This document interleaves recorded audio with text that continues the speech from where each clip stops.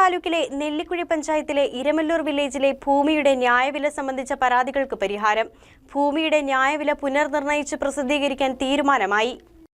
വിഷയം ജില്ലാ ന്യായവില കമ്മിറ്റി പരിഗണിച്ച് പുതുക്കിയ ന്യായവില പ്രസിദ്ധീകരിക്കുന്നതിനായി മൂവാറ്റുപുഴ റവന്യൂ ഡിവിഷൻ ഓഫീസറെ ചുമതലപ്പെടുത്തിയിട്ടുണ്ടെന്നും ഗസറ്റിൽ ഉടൻ പ്രസിദ്ധീകരിക്കുമെന്നും എറണാകുളം ജില്ലാ കളക്ടർ NSK ഉമേഷ് അറിയിച്ചു. ഭൂമിയുടെ ന്യായവില സംബന്ധിച്ച് പരാതികളുണ്ടായ സാഹചര്യത്തിൽ കഴിഞ്ഞ വർഷം നെല്ലിക്കുഴി ഗ്രാമപഞ്ചായത്തിൽ നടന്ന പരിപാടിയിൽ കോതമംഗലം MLA ആന്റണി ജോണിന്റെ അഭ്യർത്ഥനയെ തുടർന്നാണ് വിഷയത്തിൽ പരിഹാരം കാണുന്നതിന് മന്ത്രി P. രാജീവ് ജില്ലാ കളക്ടറെ ചുമതലപ്പെടുത്തിയിരുന്നത്. വിവിധ ജില്ലാ വികസന സമിതിയിലും നിയമസഭയിലും MLA ഈ ആവശ്യം ഉന്നയിച്ചിരുന്നുവെന്ന് കളക്ടർ സമൂഹമാധ്യമത്തിൽ പങ്കുവച്ചു.